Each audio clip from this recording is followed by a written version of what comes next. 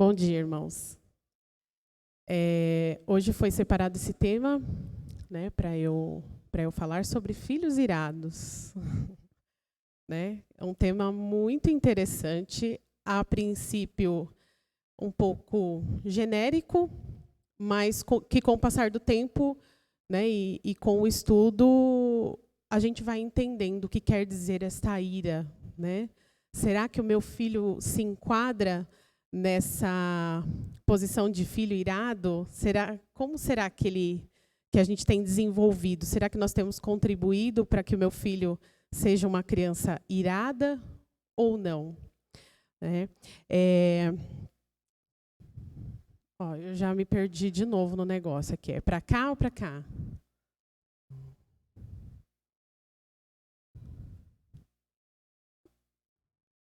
É o de baixo, né? Será que eu estou tampando alguma coisa? Na mão dos outros ele funciona, na minha nunca. Aqui, achei. Foi você que passou ou fui eu? Oi? Agora foi. Tá. Bem, irmãos, toda essa aula foi baseada num livro chamado Filhos Irados, uma abordagem bíblica, de um autor cristão chamado Lou Priolo. Um livro muito bom, muito prático. Nesse livro, ele aborda essa questão, né, da criação, da educação de filhos, e de uma maneira bem prática, ele trabalha, enquanto ele ensina, né, fala das características, né, o que acontece para que essa criança seja caracterizada como uma criança irada. Dentre, né, essas explicações, em paralelo, ele está trabalhando com um casal que o procura, né, para que auxilie na repreensão dessa ira, né? E então ele conta um pouco dessa experiência que ele teve com esse casal, com uma criança que os pais já não sabiam mais o que fazer com o filho. Então vamos lá. Dentro do tempo que eu trabalho como fonoaudióloga, eu atualmente tenho trabalhado com crianças dentro do espectro autista. E para nós que trabalhamos com as crianças, né, com o transtorno do espectro autista, é o que eu sempre repito para os pais: nós não olhamos para o autismo, nós olhamos para a criança. Porque independente do autismo ou não, ela é uma criança, como qualquer outra criança. Né? Ela vai se desenvolver, ela vai crescer, ela vai ter a sua personalidade, ela vai ter os seus desejos, como qualquer outra criança. O seu cérebro funciona de uma forma diferente, mas ela continua sendo uma criança. Né? E dentro desse tempo em que eu trabalho com as crianças, o trabalho com a família também precisa ser muito alinhado. Né? Uma das coisas que os pais têm muita aflição, principalmente na minha área, mas eu quero que o meu filho fale, eu quero que o meu filho fale. Isso é uma queixa constante de muitas famílias, em que os filhos não são oralizados. Mas tem uma coisa que eu sempre converso com eles. Né? Nós precisamos, sim, trabalhar a fala, trabalhar a linguagem dessa criança. Mas, se eu não tiver um comportamento ajustado, adequado, eu não consigo trabalhar com essa criança. Né? Porque se ela não me respeita, se ela não entende os limites, como eu vou ensiná-la? Como eu vou treiná-la? Né? Então, é uma das coisas que nós trabalhamos muito com a família. Então, o trabalho que a gente desenvolve é além do espaço ali da terapia. A gente precisa trabalhar junto com a família. Né? Então, esse trabalho que eu desenvolvo, ele trouxe algumas experiências para mim ao longo do tempo. Né? Porque a gente acaba ouvindo, né, muitas queixas dos pais, muitos anseios dos pais em relação principalmente em relação ao comportamento do filho, né? Então, não tem como a gente trabalhar a área, né, falando da minha área da comunicação, não tenho como trabalhar comunicação se eu não tenho um comportamento adequado para ela aprender a se comunicar.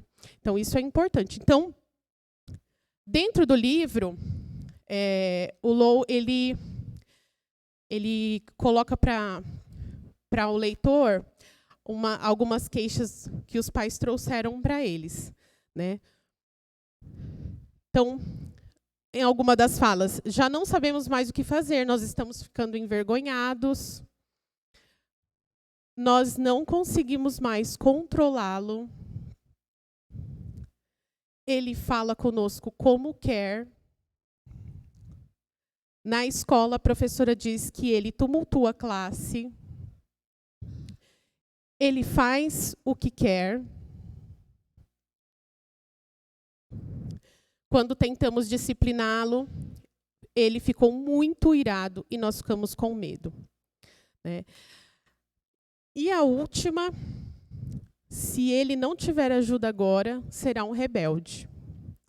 Então, os pais, de uma forma geral, também se preocupam muito com o futuro dos filhos, né? Todo pai, toda mãe, né?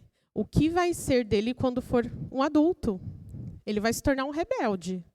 Então, esse casal que chegou para o Low, a preocupação deles não era somente com o que estava acontecendo no presente, mas sim com o futuro. Como eles já não sabiam mais o que fazer, eles se preocupavam com o futuro deles. Se ele continuar dessa forma, né, sempre com raiva, sempre irado, sempre fazendo o que quer, ele vai se tornar um rebelde. Né? É o famoso rebelde sem causa. Será que é sem causa mesmo, né? Então, nós vamos ver em seguida alguns comportamentos. Então, enquanto os pais falavam, né, para o Low, né, sobre essa criança, sobre os comportamentos dele, ele, de uma forma muito prática, listou numa lousa, e ele diz isso, né, no livro, que ele listou para os pais o que ele conseguiu enxergar nessa criança, né? Então, explosões de ira, argumentação, desrespeito, briga, animosidade, crueldade, discórdia, atos de vingança, maldade, amargura, desencorajamento. E aí ele fez uma pergunta para os pais. Vocês conseguem ver um denominador comum aí, dentre essas características que eu listei para vocês? E a mãe, de pronto, respondeu, sim. Tudo tem a ver com a ira. E ele disse que ela estava certa. Ele disse que o filho deles estava demonstrando características do homem irado, conforme o livro de Provérbios nos fala. Vamos abrir lá? Provérbios 29, verso 22. E alguém leia Provérbios 22, 24 e 25.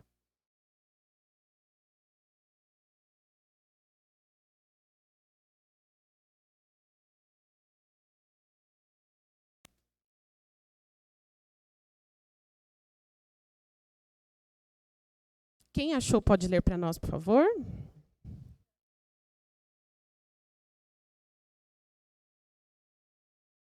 Isso, o iracundo levanta contendas e o furioso multiplica as transgressões. Provérbios 22, 24 e 25, alguém pode ler para nós?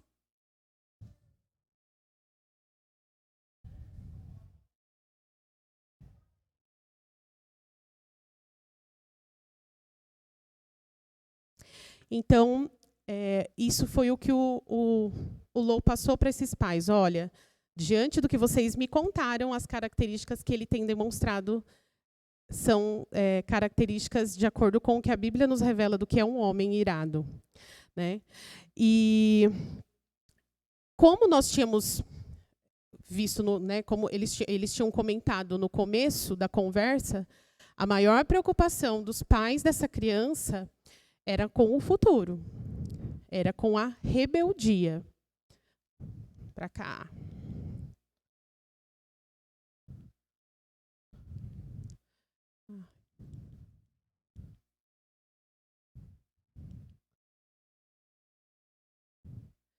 Então, vamos lá. Então, para que haja, né, ele descreve isso para que essa criança chegue, né, a ser um rebelde, ela passa por um processo, né? E isso acontece não só com as crianças, mas conosco também, né? Isso a gente pode se aplicar, a gente aplica a nós mesmos, a nossa vida, né? Primeiro passo que ele diz é sobre a mágoa, né? O que ele fala? Se a criança, né, recebe algo em que ela não gostou, ou uma repreensão, né, ou algo que fez ela se sentir magoada, ela vai guardando aquilo. E a mágoa, ele também diz que ela é uma semente, porque dessa mágoa, a semente ela cria raiz. E a raiz que ela pode criar é a amargura. Então, esse é o segundo passo, né? Se essa criança ela não reagir biblicamente à mágoa, né, ou perceber, né, ela vai começar a repetir a ofensa na mente. E a gente faz isso também, né? Quando a gente se magoa com algo que alguém nos disse, com alguma coisa que nós recebemos, a gente fica, né, macerando aquilo na nossa mente, no nosso coração. E a criança também vai fazer isso. Por que não? Ela vai se lembrar dessas coisas, né? Então, a semente da mágoa pode se tornar uma raiz de amargura. Enfim, a ira, porque aí o sentimento vai crescendo.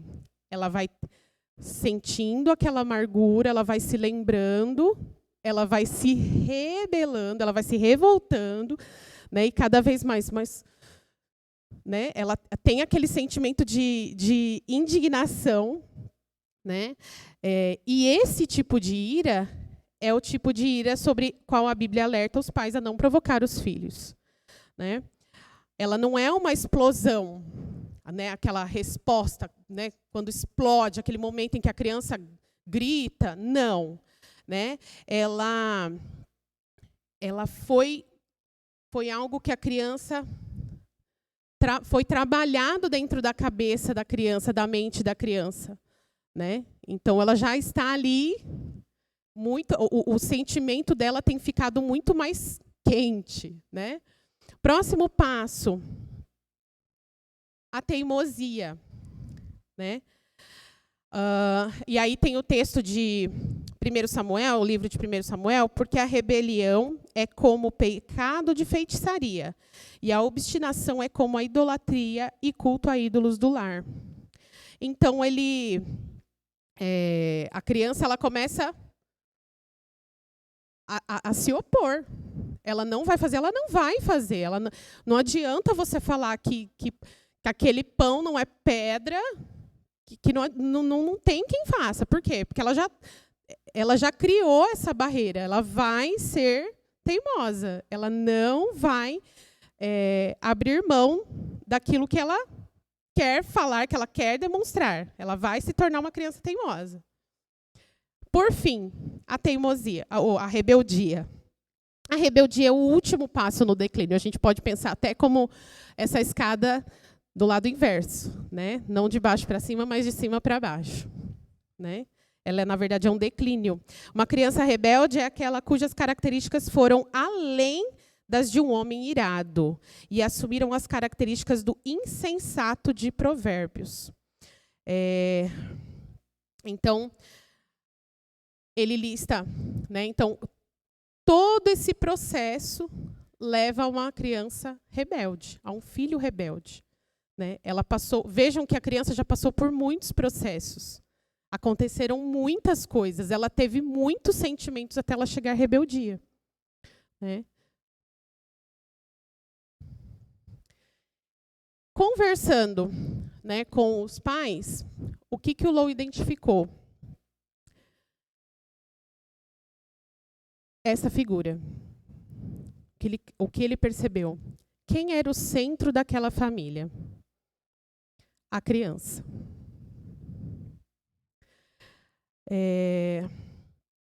Então, assim, a criança que percebe que a família toda existe basicamente para agradar. Então, tudo gira em torno dessa criança. É igual a gente fala, fulaninho está reinando, porque ele realmente se acha o rei. Né? Ele tem tudo que ele quer. Ele faz tudo que ele quer. Não ouve não. Não se frustra. Né? Eu costumo dizer para os pais, né? A gente tem um hábito, quando nós vamos correr atrás de alguma coisa, muitas vezes o que a gente ouve, o conselho de uma pessoa, o primeiro conselho é, o não você já tem. A gente não ouve isso? Adultos. Por que a criança não pode ouvir o não? Por que tem que ser tudo na hora dela? Por que tem que ser tudo para ela? Por ela? Então, a criança, ela percebe. Ai, mas ele é tão pequenininho. Ele percebe. Ele percebe que tudo acontece ali naquela casa para ele. Né? A mãe, o pai, os irmãos, eles existem para servir as necessidades e os desejos daquela criança. Toda casa trabalha para que aquela criança tenha tudo o que quer. Eu atendia, né, uma criança em que uma vez a mãe disse o seguinte: olha, eu tenho que ficar fazendo trajetos alternativos para sair de casa, para chegar aqui. Por quê? Porque o fulaninho não aceita ficar parado no semáforo. Ele chora, ele grita quando o carro para. Oi? Então, ela tinha que ficar, assim, fugir dos semáforos da cidade. Porque ele não aceitava ficar parado dentro do carro. Ele queria o carro em movimento. Né? É absurdo isso, mas a pessoa que está fazendo isso, ela entende como algo... Né? Eu não posso frustrar o meu filho. Eu não posso. A gente teve uma... Né, isso é importante, é interessante lembrar. Não sei se alguns lembram aqui, uma novela do Manuel Carlos chamada Por Amor. Né? E tinha a personagem da Helena com a filha. E em algum momento da novela, eu lembro que... não sei se foi a própria personagem, né? Falava muito da relação da mãe com a filha. Em algum momento da novela, alguém disse que a mãe escondia o jornal com as notícias ruins da filha, para que ela não visse. Ué, por quê? Você não viu quando você era... Você não aprendeu? Né? Você não se frustra? Então, tem muitas casas, tem muitos lares onde tudo é feito para que a criança não se frustre, para que a criança não... para que ela não sofra. O sofrimento faz parte da vida. Né? Isso faz parte, todo mundo vai sofrer em algum momento. Né? E as consequências, né? O que a gente fala muito também nos atendimentos com os pais é sobre as consequências dessa falta de frustração da criança. Né? O que a gente chama, né, uma característica de baixa tolerância à frustração. A criança não aceita ser frustrada. Né? Ela não recebe essa frustração. Né? Tem um vídeo engraçado, mas assim, né, a gente dá risada. Uma pititica, né, vai lá no vaso de plantas da casa, pega uma pedra e quer pôr na boca a pedra. E a mãe tira da mão dela e fala, não pode comer pedra. E ela se joga no chão, ela faz... O que é isso? A gente, né, não aceita, é claro, a gente não aceita ou não. Mas o que ela está mostrando? Eu quero fazer o que eu quero. Né? E é perigoso, né? A gente encontra alguns pais falando, tadinha, a pedra é tão gostoso, não dá para ela, né? Então, esse é o tipo de, né, em continuação com a conversa, esse foi o tipo de lar que o Low encontrou. A criança era o centro. Até o cachorro obedecia a criança, né? Agora nós temos um outro tipo de característica. O lar cujo centro é Deus. Nós temos o relacionamento principal. Qual é o relacionamento principal? Do pai e da mãe. Eles são uma só carne. Os filhos não são uma só carne conosco. A gente gosta de falar, herança do Senhor são os filhos. Mas a gente esquece do que o salmista fala, que os filhos são como flechas na nossa mão. Um dia eles vão embora, né? E eu também já ouvi. Meu marido dorme no quarto do lado, porque eu não consigo dormir sem meu filho. E a criança tinha 11 anos. Então isso é muito sério, né? Inverter trocar todas as posições de dentro da casa, né? Quem é uma só carne comigo é o meu marido. Quem é uma só carne com o marido é a esposa. E a gente não pode fugir dessa realidade. Quando a gente inverte os valores, nós vamos ter problemas. Quais são os relacionamentos secundários dentro do lar? Os filhos. Porque eles vão embora, né? A criança, no lar cujo Deus é o centro, a criança percebe que o marido é o cabeça da família e que a esposa é submissa ao marido. O relacionamento deles é o principal, o pai e a mãe, né? É permanente e existe para glorificar a Deus. Os filhos têm um relacionamento secundário e temporário. Temporário porque eles estão com a gente até um determinado tempo dentro de casa. Depois eles vão voar. Eles vão constituir a família deles, né? Eu lembro que quando criança, eu até hoje não gosto de pudim de leite condensado. Não gosto. E assim, por quê? Faço. E por quê? Porque assim, não porque eu tenho algum problema, né, em relação ao que eu vou contar, mas a sobremesa que tinha em casa praticamente todo final de semana era o pudim de leite condensado. E minha irmã e eu esperava uma torta de chocolate, um mousse. Mas é uma resposta que eu nunca me esqueci, que a minha mãe falava. A gente perguntava para ela, mãe, por que você não faz outro doce? Né? A gente já tinha uns 8, 9 anos. Ela falava para mim, porque o seu pai gosta. Né? Então, eu nunca me esqueci dessa fala da minha mãe. Né? Então, a gente sempre pedia outra coisa. Mãe, faz Não, é o pudim. Né? Às vezes, a gente contava alguma coisa para minha mãe, mas não conta para o meu pai. E ela virava para a gente e falava, mas eu vou contar para o seu pai. Né? Então, não tinha. Não, assim, graças a Deus, eu não, hoje eu entendo a minha mãe. Né? Hoje eu entendo meus pais, porque eu também sou mãe. E graças a Deus eu tive essa bênção, essa graça na minha vida de ver esse exemplo dentro da minha casa. Né? A minha mãe sempre deixou muito explícito, muito claro para nós. Né? A prioridade dela, não porque ela não nos amava de forma alguma, mas era o meu pai. Né? E das formas mais bonitas que ela conseguiu demonstrar, do jeito simples dela, ela sempre conseguiu demonstrar isso para nós. E hoje não amo menos a minha mãe por conta desses exemplos. Né? A melhor maneira de lidar com a rebeldia é antecipá-la. Alguém abra para nós em Provérbios 22, versículo 3.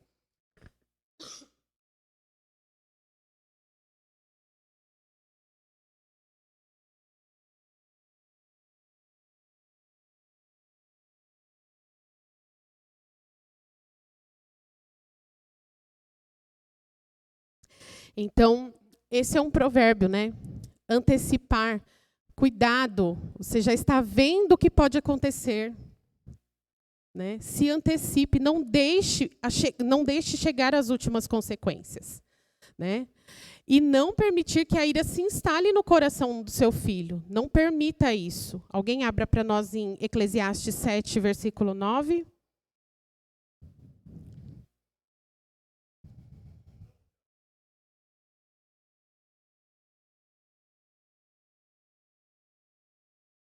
Então, a gente precisa correr, fugir dessa ira, fugir do motivo. Se você está vendo, se você já enxerga, a criança ela não enxerga, ela não vai enxergar as consequências, né? Por motivos fisiológicos, né? Ela não vai conseguir identificar qual a consequência daquele ato. Quem vai ensiná-la? Somos nós, que somos adultos, né? Que já temos o córtex pré-frontal formado, né? A criança não tem, ela não vai saber. Ela não enxerga, ela não consegue identificar a consequência do ato dela, mas nós sim. Então, nós temos que identificar isso para a criança. E de quem é a culpa?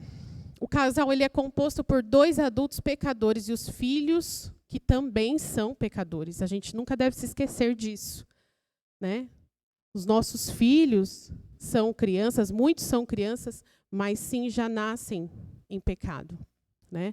Nós temos que entender que o filho, como pecador, ele é 100% responsável diante de Deus pelo problema da sua ira. E precisa entender essa responsabilidade. Ele só vai entender se nós ensinarmos a ele.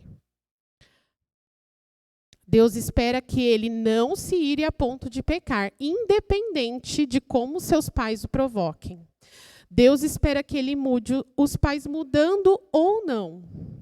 Porque nós entendemos que ele é um ser individual. Que ele também precisa ouvir o evangelho. Ninguém é salvo por osmose dentro de uma família, né? Cada um precisa ouvir, ter a sua experiência de conversão, o seu relacionamento com Deus, né?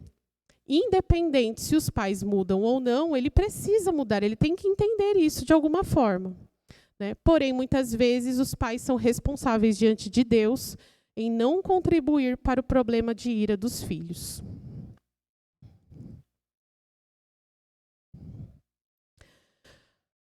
Então, algumas das maneiras em que mais comuns, né, que o autor cita, né, no livro, que os pais tendem a provocar a ira dos filhos.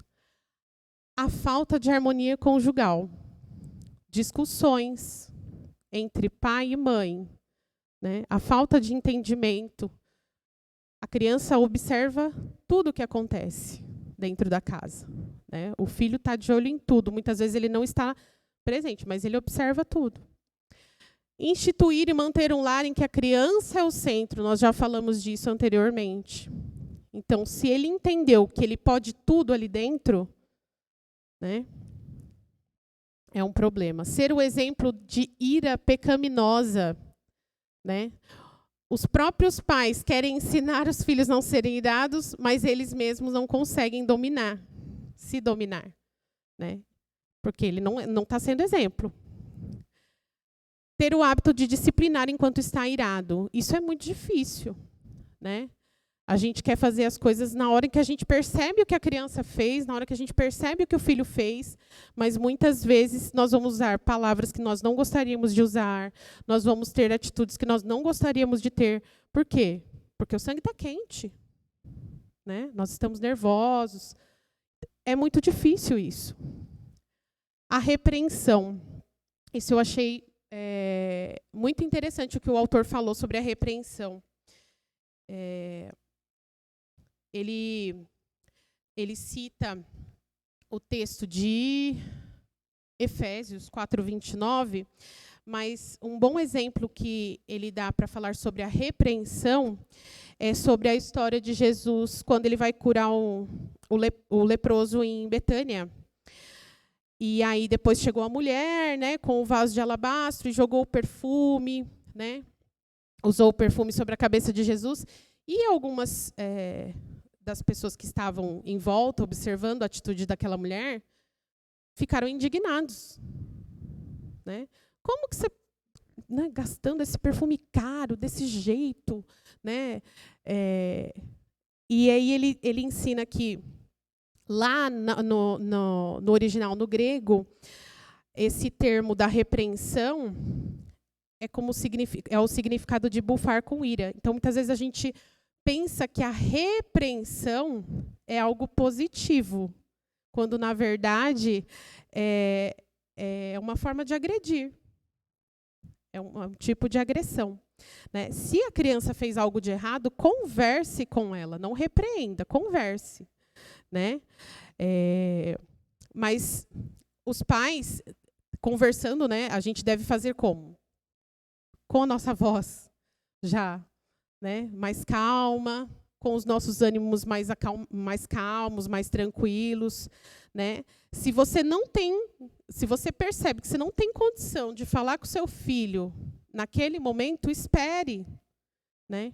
Isso é um treino. É um treino. Né? E a gente precisa desenvolver esses hábitos. Hábitos vêm de treinos, de constância. Não é fácil. Né? Mas a gente precisa começar a exercitar essas coisas. Né? Ao invés de repreender o filho ali no calor, né, de chamar a atenção na hora, né, em que os ânimos estão muito alterados, aguarde, espere, né? Pense. Muitas vezes a gente pode até surpreender, porque às vezes nem foi algo tão grave assim, e a gente até extrapolaria. Então, por isso é importante. Né? Então, a repreensão, ser inconsistente na disciplina, ter padrões duplos, então faço o que eu digo, não faço o que eu faço. Né? Ser legalista, colocar as regras da casa do mesmo patamar que as leis de Deus. Isso não. Né? Existem as leis da casa, né? Mas também existem as leis de Deus. E a gente precisa também colocar tudo numa balança. Né? Será que as leis da casa estão acima das leis de Deus? É isso que o autor quer dizer. Não admitir estar errado e não pedir perdão. Muitas vezes a gente pensa que a gente tem que fazer isso só com adulto, né? Só o adulto que merece perdão? Será que a gente nunca erra com os nossos filhos? Né? Criticar constantemente eu lembro também de algum tempo os meus pais comentarem comigo das reuniões de oração que eles faziam nas casas, e tinha uma mãe que toda reunião de oração ela criticava o filho dela. Eu quero pedir oração pelo meu filho. Por que o meu filho isso? Ele não faz, ele é aquilo. E a criança lá, ouvindo tudo. Eu estou ou não estou contribuindo para a ira dessa criança? Dessa forma. Né? Recentemente eu também atendi um outro caso, e a avó, né, quem era responsável por levar nos atendimentos, e a criança ali do meu lado.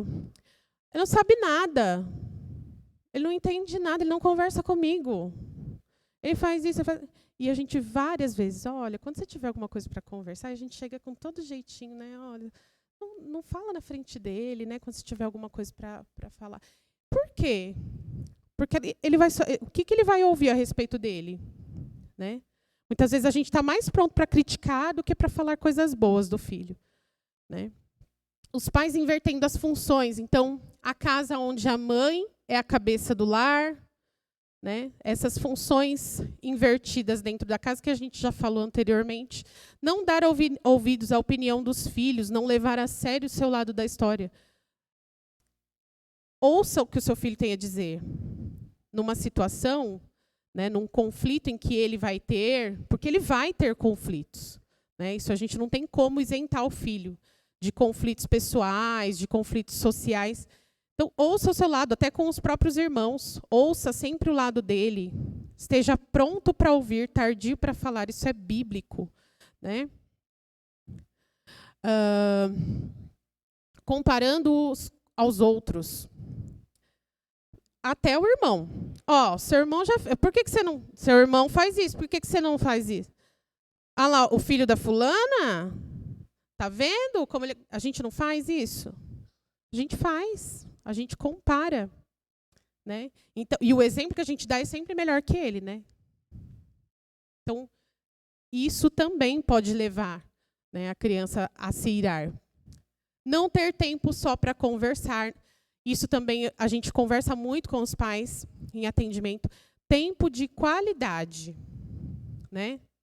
Tempo de qualidade é o que a gente precisa dar para os nossos filhos. Nem que seja 15 minutos, nem que seja uma ida até né, algum lugar. Chama seu filho para ir junto com você, conversa com ele, pergunta como é que foi o dia dele, o que aconteceu, né? Mas eu vou na farmácia rapidinho, eu já vou voltar, né? Eu vou no mercado ali buscar alguma coisa, já venho, é muito rápido. Nem que seja isso, é o tempo que você consegue para conseguir ouvi-lo, faça isso, né? Não elogiar ou encorajar seu filho. É interessante também o exemplo que o autor dá. Lá em Apocalipse, quando Jesus está falando para a igreja de Éfeso, ele começa a falar bem primeiro, ele elogia a igreja, né? Antes dele chamar a atenção, dele dizer aquilo que ele tem para dizer, o Senhor elogia aquela igreja. Eu conheço as tuas obras, né? Então, encorajar, falar bem das coisas que o seu filho faz, de positivo, né? No trabalho que eu faço na análise do comportamento aplicado ao reforço positivo, né? A gente fala muito sobre reforçadores positivos. Então, encoraje seu filho, né? Mostre a ele do que ele é capaz, o que ele pode fazer, né? Às vezes ele preparou tanta coisa esperando, né? Às vezes as crianças fazem alguma coisa, os filhos fazem alguma coisa esperando o nosso elogio, e muitas vezes a gente não faz, não tem tempo, né? Então, encoraje seu filho, elogie, né?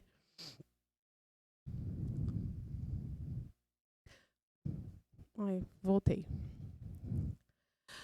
Não cumprir promessas, né? Prometer algo e não cumprir, a criança ela fica ali, ó. Você sai, volta, e na volta a gente compra. Isso está entranhado na geração aí, da volta a gente compra, né? Nós somos a geração, na volta a gente compra. Eu estou esperando até hoje essa volta. Né? Mas não só isso, né? Mas nós vamos fazer tal coisa. Vai leve, porque ele não vai esquecer. Ele está esperando, né? Disciplinar na frente dos outros, né? Isso pode ser motivo de vergonha para o seu filho. Não faça isso na frente dos outros. Não dar liberdade suficiente, ou dar liberdade demais. Zombar do seu filho. Olha lá, mas é orelha mesmo, né? Então, tome cuidado com os termos idiota, né? Tome cuidado com o tipo de oi, meu gordinho, minha bolinha, né? Tome cuidado com o tipo de elogio que você está fazendo para o seu filho, né? Exagerar na disciplina física, né? Ridicularizar ou xingar, expectativas irreais. Muitas vezes os pais projetam algo para os filhos que muitas vezes não é o que ele quer, muitas vezes não é o que ele demonstra ter capacidade para fazer, né? Não projete seus planos frustrados no seu filho. Aquilo que você não conseguiu fazer, eu quero que meu filho faça, né? Veja os limites do seu filho. Saiba entender esses limites, porque nós também temos limites, né? A gente sabe até onde a gente vai. Por que eu tenho que planejar ou projetar algo para o meu filho que muitas vezes não é o interesse dele, não é o que ele quer, não é o que ele tem condição de fazer no momento, né? Favoritismo, né? Muitas famílias sofrem com isso. Então, o filho... eu atendi um caso em que era uma família, a mãe tinha 3 filhos. Tem 3 filhos, né? Tem 3 filhos. O filho do meio é o filho que está em atendimento. Ela teve a criança tem 5 anos. Ela teve o filho o filho agora tem 3 anos, ela teve o último filho, o caçula, simplesmente pegou o do meio e falou: "Tó, mãe, eu não aguento mais. Não consigo lidar com ele, ele não para. Ai, não aguento", e deu para a avó. Só que essa criança, ela percebe, né, que essa diferença, né, com a mãe. É uma família, né, uma família desestruturada. Só que uma das coisas que nós conversamos com a família recentemente é: ele não sabe de onde ele é. Ele não sabe nem de onde ele pertence. Né? Ele vê a mãe, aos finais de semana, esse filho vai para a casa da mãe. E aí, chega no final do dia, ele vai embora para a casa da avó. E aí, ele chega na casa da avó, ele chora, ele grita. Por que será? Ai, porque ele só chora, porque ele grita, porque a gente fala alguma coisa para ele, a gente chama a atenção dele e se joga no chão. Por que será? Porque ele está bem contente, né, de ver essa situação. E o pequeno, o irmão mais novo, quando se encontram: "Tchau, eu vou para casa, vou com a mamãe, tá?"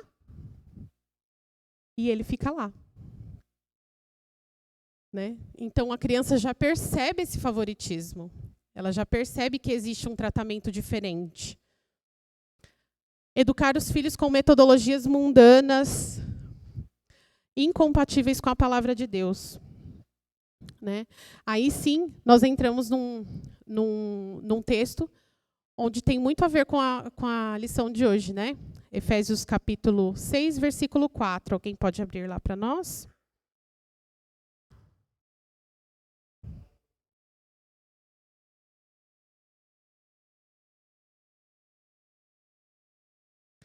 Hoje em dia, o que a gente mais vê são métodos de educação, né, dos filhos, de criação. Cada hora sai um negócio diferente, sai um negócio novo. Né? Mas é o que a gente nunca pode se esquecer. Né? Qual é a metodologia que a gente tem que ensinar? Qual é a regra de fé e prática do seu filho? Né? Então, crie na disciplina e na admoestação no Senhor. Com certeza você vai colher mais frutos do que com qualquer outra metodologia desse mundo. A ira, ela tem o potencial de ser boa ou má. A ira justa está motivada por um sincero amor a Deus. Já a pecaminosa está ligada à nossa vontade, ao nosso egoísmo. Nós precisamos ajudar os filhos a reconhecer qual tipo de ira ele tem sentido. Então, quando ele explode, quando ele se revolta, quando ele se rebela, será que ele está indignado porque ele viu alguma coisa? Por que você está bravo desse jeito? Ai, porque a pessoa zombando de Deus, geralmente é isso? Não, né? A ira pecaminosa, a ira que a gente sente, geralmente está sempre ligada ao nosso egoísmo, ao que a gente quer. As coisas não são feitas do jeito que eu quero, as coisas não são feitas na minha hora. Né? A ira justa qual é? Quando a gente vê, a gente se indigna, né? Quando a gente vê o mundo zombando da palavra de Deus, tirando sarro, né? Do caráter de Deus. Muitas vezes a gente não se indigna com isso. Né? A gente não se ira com isso. A gente se ira. É mais fácil a gente explodir com coisas que estão relacionadas à nossa vida, à nossa vontade, do que ao que está ligado ao que Deus quer. A essência do ensino é motivar alguém a conhecer, assim como a essência do treinamento é motivar alguém a fazer algo. O ensino fornece conhecimento e o treino fornece habilidade. O ensino preenche a mente e o treino molda hábitos. O ensino dá à criança o que ela não tinha antes e o treinamento capacita a criança a fazer uso do que ela já tem. Nós ensinamos a criança o significado das palavras e a treinamos para andar e falar. Então, existe uma diferença do que é ensino e do que é treino. Né? Disciplina é treino. Né? Quando fala assim, não, a fulana é disciplinado, vai todo dia na academia, olha, bonitinho, certinho. O que é isso? Está relacionado com o quê? Com treino, com prática. Né?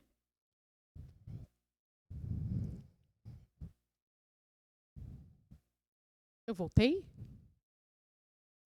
Não, né? O autor Lou Priolo indica uma ferramenta educativa para os pais ajudar os seus filhos a superarem a ira pecaminosa, o diário da ira. Quando usado corretamente de forma constante, o diário ajudará os seus filhos a executarem o seguinte. Então, ele dá esse exemplo para... Aí, é engraçado, é interessante porque ele tem um encontro com os pais e depois ele tem um encontro com a criança. E ele faz esse treino com a criança. Então, é uma folha de papel. Você vai identificar o que aconteceu que deixou você irado. Né? E a criança vai escrever. Aconteceu isso, né? O que eu falei, eu fiz quando eu fiquei irado? O que a Bíblia diz a respeito do que eu falei, eu fiz quando eu fiquei irado? O que eu deveria ter dito, feito quando eu fiquei irado? Principalmente a terceira e a quarta questão, vocês notam que eles precisam da nossa ajuda para identificar isso? A criança não vai conseguir identificar sozinha. Ela vai precisar da nossa ajuda. Né? Então, é aí, nesses pontos, em que a gente vai começar a trabalhar nos filhos aquilo que a gente tanto quer. A mudança do caráter. Né?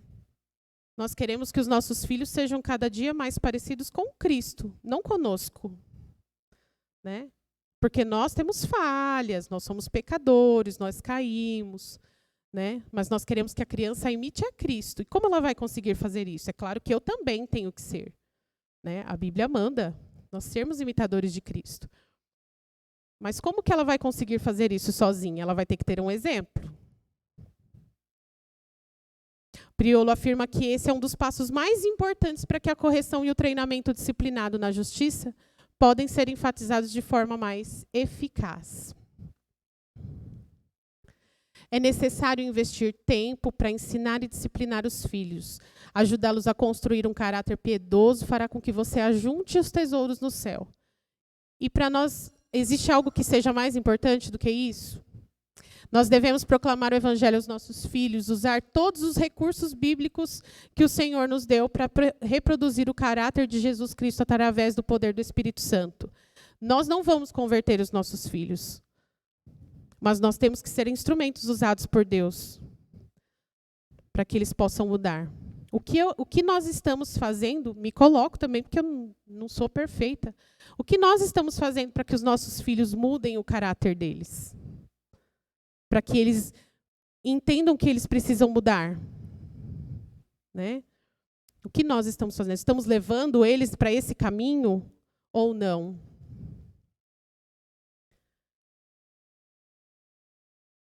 Essa é a mensagem que nós temos hoje, né, para os irmãos. Não é uma tarefa fácil. Nós sabemos que a criação dos filhos, né, a criação e a educação deles não é uma tarefa fácil. E sem a ajuda de Deus é impossível. Né? Tudo aquilo que estiver ao nosso alcance, Deus já nos deu o recurso maior, que é a palavra dele. Tudo que nós precisamos para ensiná-los, né, está ali. Tudo. Em relação à ira, em relação a qualquer tipo de sentimento que possa ser destrutivo, que possa ser autodestrutivo. Está tudo ali na palavra dele. Né?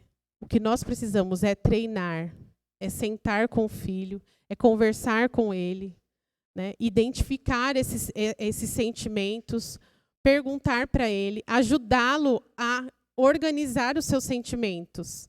Né? A gente precisa fazer isso. Ele não vai aprender sozinho. Ele não vai aprender sozinho. Ele vai precisar de ajuda.